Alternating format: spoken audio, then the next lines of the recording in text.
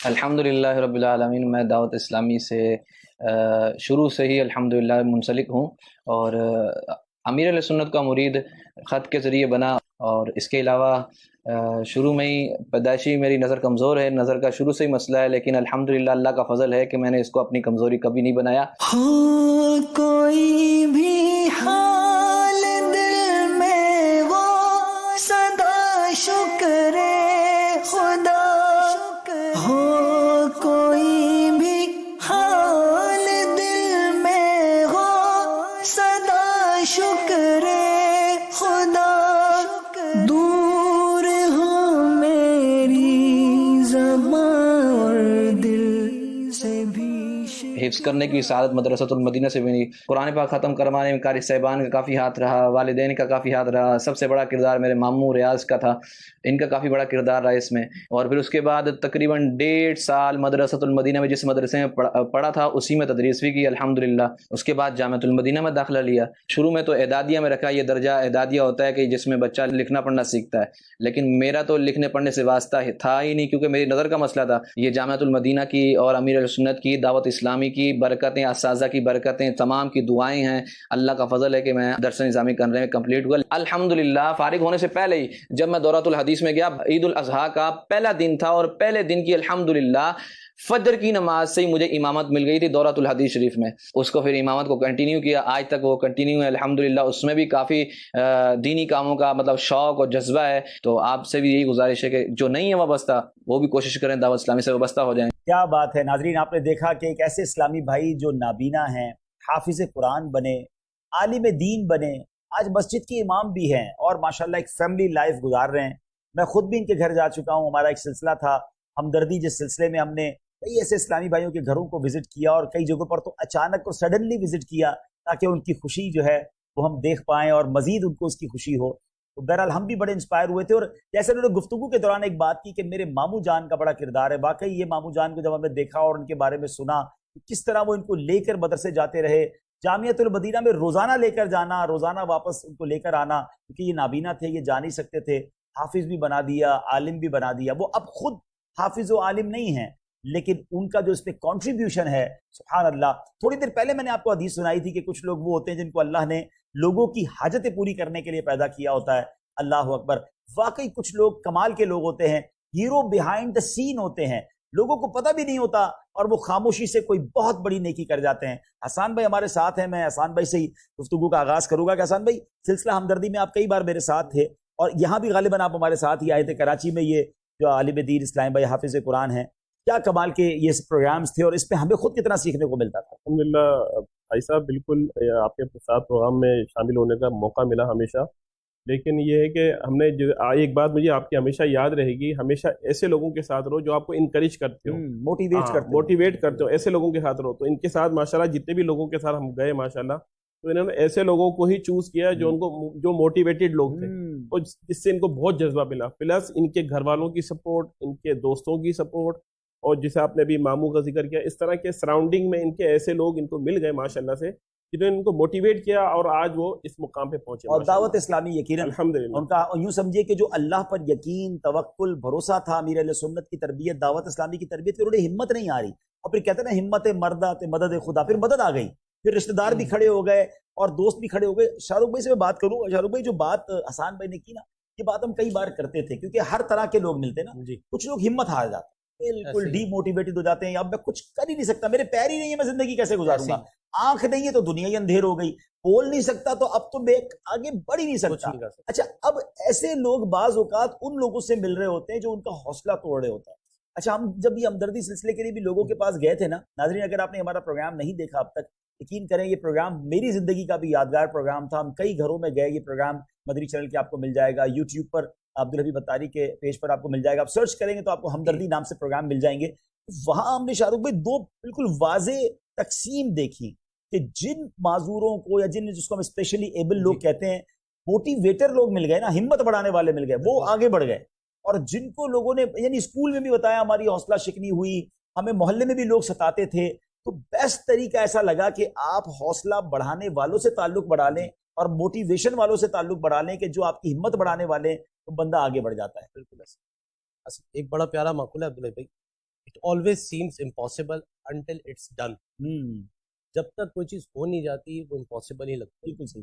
اور ہمارا سب سے بڑا مسئلہ یہ ہے کہ ہم ان لوگوں میں زیادہ بیٹھنا پسند کرتے ہیں کہ جو ہمارا دل دکھاتے ہیں یا ہمیں موٹیویٹ نہیں کرتے. امپاسبل تو خود بھی کہتا ہے نا آئی ایم پاسبل. اگر آئی ایم کو الگ الگ کر دے تو پھر وہ خود بتا رہا ہوتا ہے کہ آئی ایم پاسبل. اور دنیا میں کئی ایسی چیزیں ہیں کہ جو لوگوں نے پاسبل بنائی. بالکل ایسا. ظاہر وہ معذور تھے لیکن اگر آپ ہسٹری اٹھا کے دیکھیں, عورت ہے وہ خود معذور پیدائشی نابینا تھی, ٹھیک ہے, لیکن آپ یہ دیکھیں کہ اس کے اندر ایک ول تھی اور اس نے ایک لینگویج کریٹ کری جو دنیا جب تک ہے, جب تک وہ بریل لینگویج چلے گی. ٹھیک ہے. حالانکہ دیکھا جائے تو بظاہر یہ امپاسبل ہی تھا. ٹھیک ہے, کہ نابینا پڑھ سکے گا, نابینا پڑھ سکے گا یا نابینا کوئی چیز انوینٹ کر سکے گا. تو ایک انوینشن ہے نا. ٹھیک ہے, اس نے کیا. تو ہمیشہ اپنا تعلق ایسے لوگوں کے ساتھ رکھیں جو آپ کو موٹیویٹ کریں. ہم انٹرنیٹ کے اوپر بھی ایسی چیزیں سنتے ہیں کہ جو ڈی موٹیویٹ کرتی ہیں. جی جی. ایسی خبریں پڑھتے ہیں جو ڈی موٹیویٹ کرتی ہیں.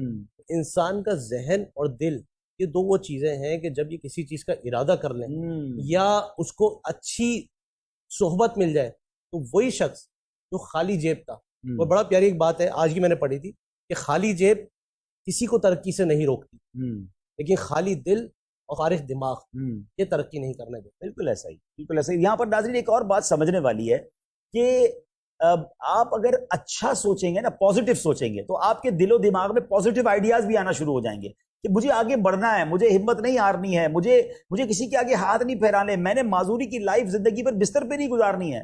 تو پھر آپ کو راستے ملتے ہیں. اور اگر آپ خود ہی سوچنے لگ جائیں کہ نہیں اب ختم ہو گئی دنیا, تو پھر آپ کے دل و دماغ میں خیالات بھی ویسے ہی آتے ہیں. بڑا پیارا جملہ میں نے سنا تھا, جو کہتے نا نہیں ہو سکے گا ان سے واقعی نہیں ہوتا, اور جو کہتے ہیں ہو جائے گا ان سے ہو جائے گا. تو آپ پہلے تو یہ ہمت کریں کہ سب بہتر ہوگا انشاءاللہ, رب کی رحمت ساتھ آئے گی. ہمت نہیں ہارنی ہے, مایوسی کے قریب نہیں جانا ہے. میرا رب بڑا قریب ہے, بڑا کارساز ہے. اور ہم آپ کو ان تمام لوگوں کی باتیں بتا رہے ہیں کہ آپ خود دیکھیں کہ ان کی لائف میں. اب مجھے بتائیں کہ آج آنکھ والے ہیں جو قرآن صحیح دیکھ کر پڑھنا نہیں جانتے, یہ بچہ حافظ قرآن بن گیا. آج آنکھ والے ہیں جن کو فرض علوم نہیں پتا مگر یہ عالم دین بن گئے, مسجد کے امام بن گئے, اچھا روزگار کما رہے ہیں, عزت والا روزگار کما رہے ہیں. بہت سارے آنکھ والے جو بے روزگار گھوم رہے ہیں, اور یہ روزگار پر کیسے لگ گیا. یقیناً اس میں دعوت اسلامی کے ایک ماحول کا کردار ہے, لیکن یہاں ان کی اپنی ہمت, حوصلہ نہ ہارنا. اور جناب یہی نابینا کسی کے آگے ہاتھ بھی پھیلا سکتے تھے لیکن ایسا نہیں کیا. تو ہمیں ہمت میں رہنا ہے.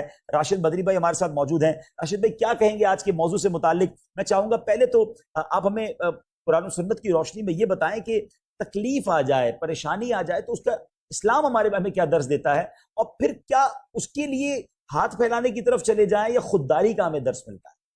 ماشاءاللہ بڑی پیاری گفتگو چل رہی ہے. یہاں ایک بات میں مزید ایڈ کروں گا, جس طرح یہ امام صاحب کا کلپ بھی چلا کہ ان کے ماموں تھے, انہوں نے ان کا ایک ساتھ دیا اور ماشاءاللہ وہ ایک منزل تک پہنچے. تو بالخصوص جو فیملی کے افراد ہوتے ہیں یا اس طرح کے افراد کے قریب رہنے والے لوگ ہوتے ہیں, انہیں یہ دیکھنا چاہیے. ایک تو یہ ہے کہ مالی اعتبار سے ایسے افراد کی معاونت کر دی جاتی ہے, لیکن وہ مالی معاونت ہم کب تک کریں گے؟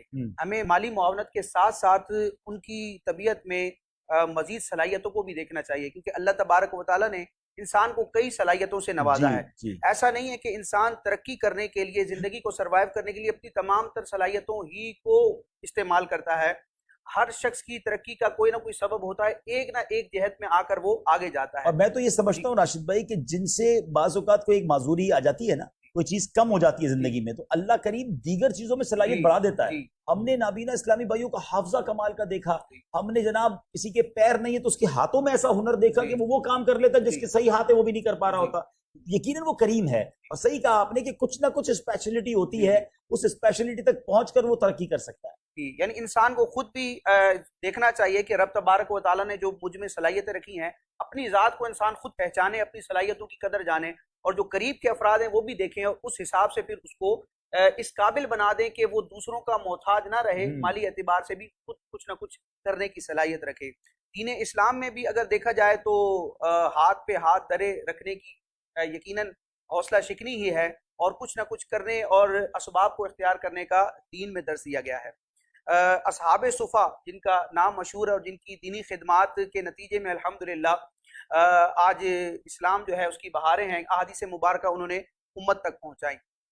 اصحاب صفا کی ایک عظمت و شان رب تبارک و تعالیٰ نے قرآن مجید برہان رشید میں ذکر فرمائی ہے کہ لا یسأل الناس الحافا, کہ یہ لوگوں سے سوال نہیں کرتے کہ گڑ گرانا پڑے. حالانکہ ان کے بظاہر مال و اسباب نہیں تھے، یہ ہجرت کر کے آئے تھے، ان کا کوئی خاندان قبیلہ کنبہ نہیں تھا، دین کے لیے وقف تھے، اور آپ علیہ الصلوۃ والسلام خصوصی طور پر جو صدقات وغیرہ آتے تھے تو اس کے ذریعے ان کی کفالت فرمایا کرتے تھے. تو بظاہر اگر اسباب نہ بھی ہوں تو انسان کو مانگنے کی طرف نہیں جانا، بلکہ کچھ نہ کچھ اسباب کو اختیار کرنا ہے اور اس قابل بنانا ہے کہ دوسروں کے آگے ہاتھ نہ پھیلانے پڑیں. یعنی دوسروں کے آگے ہم جو سوال کرتے ہیں، اس کی اگر لاجک دیکھی جائے، اس کی ممانت کے اعتبار سے علماء کی کلام کو دیکھا جائے تو علماء فرماتے ہیں چوٹ کرنے کے لیے کہ ایک شخص کسی سے سوال کر رہا ہے، مانگ رہا ہے، کہ خود محنت نہیں کر رہا، مانگ رہا ہے، تو گویا کہ یہ اپنے مولا کی شکایت کر رہا ہے معاذ اللہ. یعنی زبان کال سے تو نہیں کہہ رہا، لیکن زبان حال سے گویا کہ یہ بتا رہا ہے کہ میرے مولا نے معاذ اللہ مجھے اس قابل نہیں کیا کہ میں خود کفیل ہو سکوں. تو سوال کرنا، دوسروں سے مانگنا، گویا کہ رب تبارک و تعالیٰ کی ایک طرح سے ناشکری ہے. جناب یہاں پر انگارہ بھی کہا گیا روایتوں میں کہ کوئی کسی کے آگے ہاتھ پھیلائے یا سوال کرے گویا اس نے اپنے ہاتھ میں انگارہ لیا. خودداری ہونی چاہیے. جب ایسے لوگ روزگار کما سکتے ہیں، میرا رب انہیں روزگار دے سکتا ہے تو ہمیں بھی مل سکتا ہے. لیکن اصل بات یہ ہے کہ ایک تو ہمت ہونی چاہیے، دوسری محنت ہونی چاہیے. میرا رب کریم ہے. جناب کچھ تکلیف ضرور آتی ہے مگر ہر تکلیف کے بعد راحت ہے. الحمدللہ ہر رات کے بعد سویرا ہے، دھوپ کے بعد چھاؤں آتی ہے. کبھی کے دن بڑے ہوتے ہیں، کبھی کی راتیں بڑی ہوتی ہیں. ہمت جو ہے وہ نہیں ہارنی چاہیے. ناظرین